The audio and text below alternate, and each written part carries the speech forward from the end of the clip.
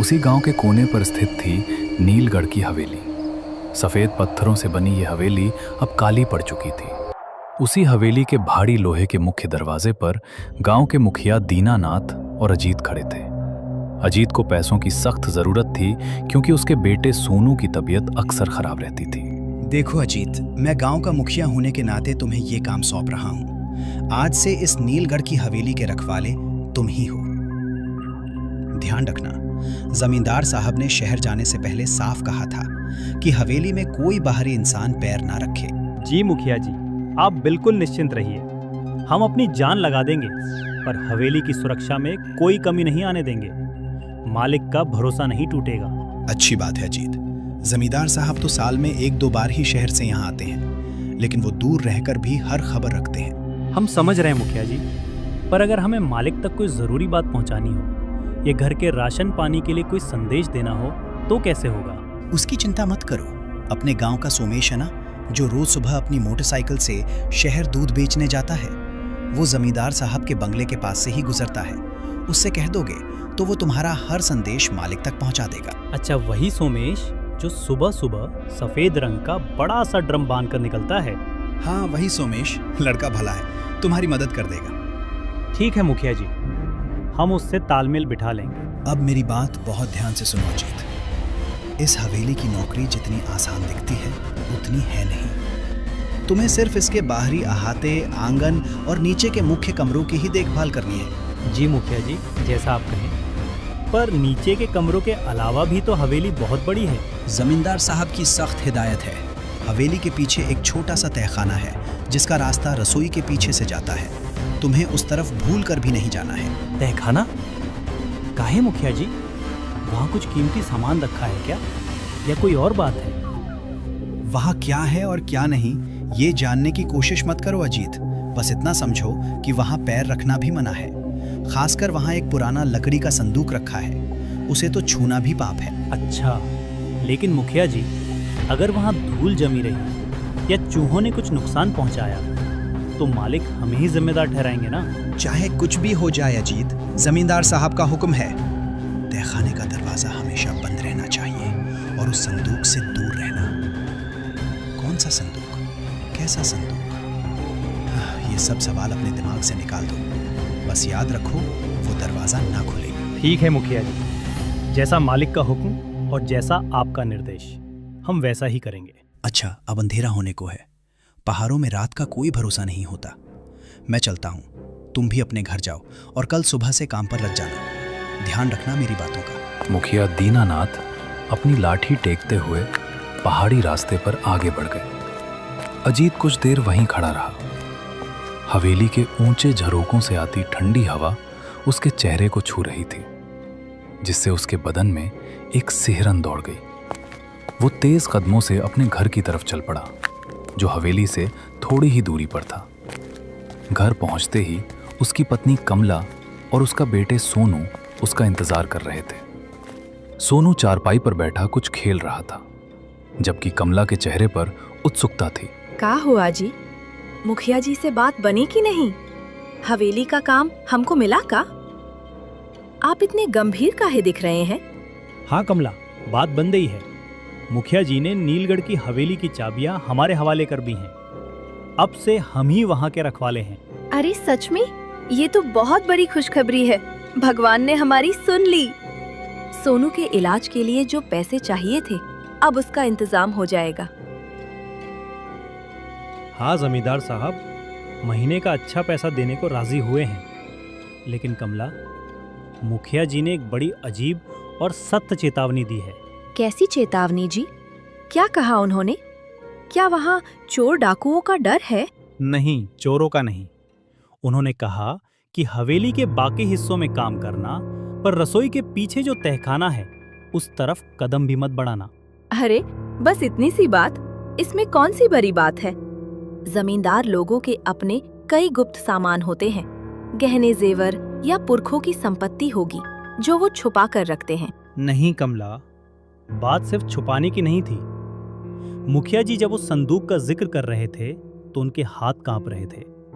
उन्होंने कहा कि वहाँ एक पुराना लकड़ी का संदूक है जिसे भूल कर भी नहीं छूना है। संदूक? भला एक पुराने संदूक में ऐसा क्या होगा जिससे मुखिया जी जैसा रसूखदार आदमी भी डर जाए? मुझे तो लगता है जमींदार ने कोई खजाना छुपाया है। पिताजी, क्या उस हवेली में भूत रहता है? गांव के बच्चे कहते हैं कि वहां रात को रोने की आवाजें आती हैं। चुप कर सोनू, बच्चों को बड़ों की बात के बीच में नहीं बोलना चाहिए।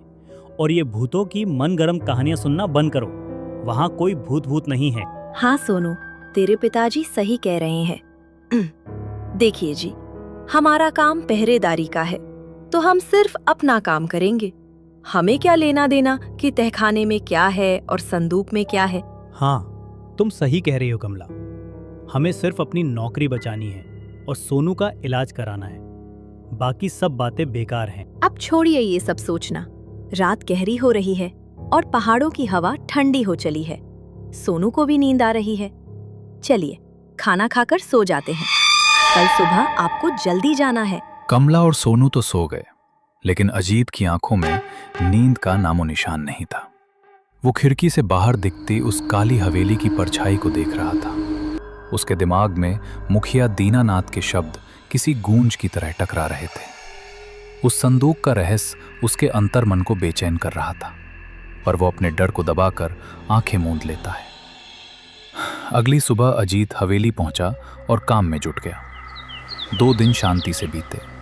तीसरे दिन सुबह सुबह जब वो हवेली के मुख्य रास्ते पर झाड़ू लगा रहा था, तभी सोमेश अपनी मोटरसाइकिल रोक। राम राम अजीत भैया। कैसे हो? सुना है हवेली की कप्तानी अब तुम्हारे हाथ में है। हाँ, मुखिया जी की कृपा से काम मिल गया है। तुम बताओ, शहर जा रहे हो क्या आज? हाँ भैया, रोज की तरह दूध सप्लाई करने शहर जा रहा हूँ। कुछ संदेशा देना है क्या मालिक को? हाँ सोमेश, मालिक से कहना कि अजीत ने काम संभाल लिया है और सब ठीक है। बस एक बात पूछनी थी मालिक से। क्या बात है भैया? पूछो, मैं मालिक के मुंशी जी को बता दूंगा। हवेली की रसोई के पीछे जो तहखाना है, उसकी चाबी किसके पास है? बहुत सीलन आ रही है जो नीचे के कमरों की दीवारों को खराब कर रही है। उसकी सफाई कर सकते हैं? ठीक है अजीत भैया, मैं आज शाम को लौटते वक्त मालिक के यहाँ से जवाब लेकर तुम्हें बता दूंगा। अपना ख्याल रखना, ये हवेली कुछ ठीक नहीं है। हाँ भाई, ध्यान से जाओ। दोपहर को अजीत जब घर लौटा तो उसकी तबीयत कुछ खराब थी। बुखार की वजह से उसका शरीर टूट रहा था। कमला ने जब उसका माथा छुआ तो वो फिक्र में पड़ गई। अरे जी, आपका शरीर तो तवे की तरह तप रहा है। आज हवेली में ज्यादा काम कर लिया क्या? पता नहीं कमला, अचानक दोपहर से बदन में बहुत तेज दर्द और हरारत महसूस हो रही है।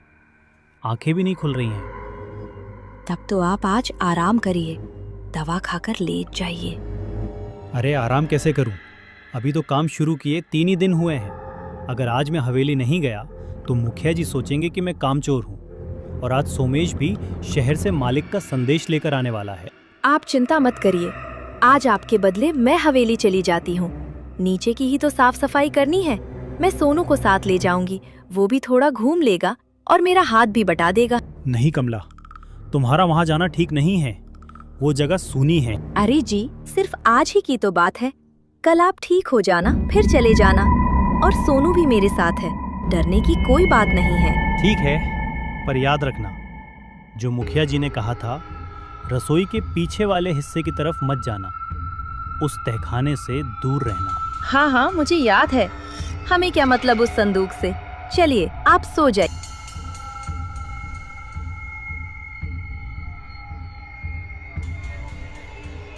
कमला सोनू का हाथ पकड़कर हवेली पहुंच गई। हवेली के बड़े बड़े कमरों को देखकर सोनू हैरान था। कमला नीचे के कमरों में झाड़ू लगाने लगी। काम करते करते कमला रसोई घर में पहुंची। रसोई के ठीक पीछे एक छोटा संकरा लकड़ी का दरवाजा था, जिस पर एक बड़ा सा जंग लगा ताला लटका था। अजीब बात यह थी कि वो ताला पूरी तरह बंद नहीं था, बल्कि आधा खुला हुआ था। वहां से एक अजीब सी सड़न और पुरानी लकड़ी की महक आ रही थी। कमला की उत्सुकता बढ़ गई। ये दरवाजा तो खुला पड़ा है। मुखिया जी कह रहे थे कि बंद रखना। अगर ये ऐसे ही खुला रहा तो कोई जानवर अंदर चला जाएगा। एक बार अंदर झांक कर देख ही लेती हूँ कि आखिर इसके अंदर ऐसा क्या है जो सब इतना डरते हैं। माँ, मुझे इस जगह से डर लग रहा है, चलो बाहर चले। यह बहुत अंधेरा है। डर मत सोनू, मैं तेरे साथ हूँ। बस 2 मिनट रुक, मैं देख कर आती हूँ कि अंदर क्या है। कमला ने उस भारी दरवाजे को धक्का दिया। दरवाजा की आवाज के साथ खुल गया। नीचे की तरफ पत्थरों की सीढ़ियां जा रही थीं। कमला सोनू का हाथ पकड़कर धीरे धीरे नीचे उतरी। तहखाने के बीचों बीच एक बहुत ही पुराना काले रंग का लकड़ी का संदूक रखा था, जिस पर अजीबोगरीब तांत्रिक आकृतियां बनी हुई थीं। संदूक का ढक्कन थोड़ा सा हटा हुआ था, जैसे कोई चीज उसके अंदर से बाहर आने की कोशिश कर रही हो। अरे, ये तो सच में एक पुराना संदूक है, पर इसके ऊपर ये लाल रंग के निशान कैसे हैं? जैसे सूखा हुआ खून हो। और इसका ढक्कन, इसके अंदर क्या है? माँ, देखो, संदूक के अंदर से कोई हमें बुला रहा है। वहाँ 2 लाल आंखें चमक रही हैं। चलो माँ, भागो यहाँ से। रुक सोनू, देखने दे। इसके अंदर जरूर जमींदार का कोई कीमती खजाना है। अगर हमें वो मिल गया तो हमारे सारे दुख दूर हो जाएंगे। कमला ने जैसे ही संदूक के ढक्कन को पूरी तरह उठाने के लिए हाथ बढ़ाया, तहखाने की एकमात्र मशाल अचानक बुझ गई और पूरा तहखाना घने ठंडे अंधेरे में डूब गया। संदूक के अंदर से एक बेहद डरावनी गहरी सांस लेने की आवाज आई। आ गई, तुम आ गई। कमला डर के मारे चीख पड़ी और सोनू को लेकर ऊपर की तरफ भागी। वो इतनी डरी हुई थी कि हवेली का मुख्य दरवाजा खुला छोड़कर सीधे अपने घर की तरफ भागी। रास्ते में ही उसे सोमेश अपनी मोटरसाइकिल पर मिला। अरे कमला भाभी, इतनी तेजी से सोनू को लेकर कहाँ भागी जा रही हो? चेहरा काहे सफेद पड़ गया है? अजीत भैया कहाँ हैं? सोमेश भाई, अजीत घर पर है, उनकी तबीयत खराब है। तुम बताओ, मालिक ने क्या कहा? भाभी, आज मैं मालिक के मुंशी जी से मिला था। जब मैंने तहखाने की बात की तो मुंशी जी का चेहरा पीला पड़ गया। उन्होंने कहा कि अजीत से कहो तुरंत हवेली छोड़कर भाग जाए।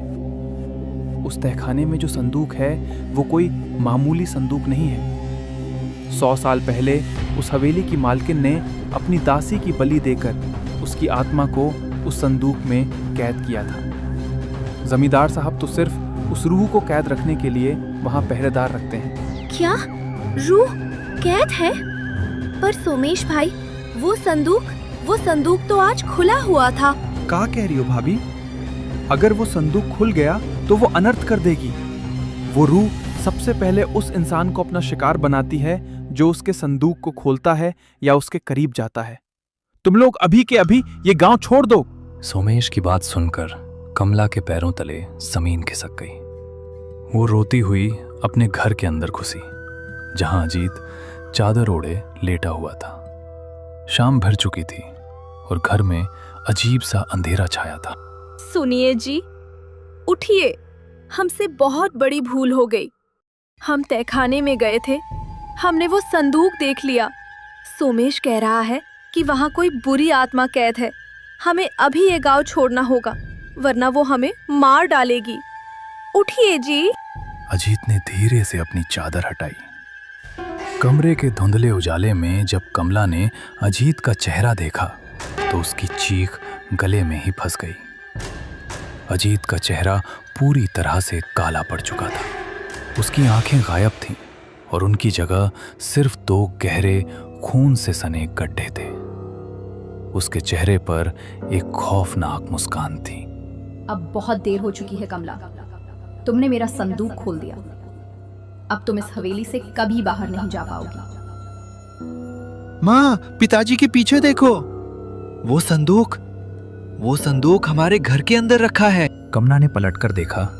कमरे के बीचों बीच वही काला श्रापित संदूक रखा था, जिसका ढक्कन अब पूरा खुला हुआ था और उसके अंदर से काले धुएं के हाथ निकलकर कमला और सोनू की तरफ बढ़ रहे थे।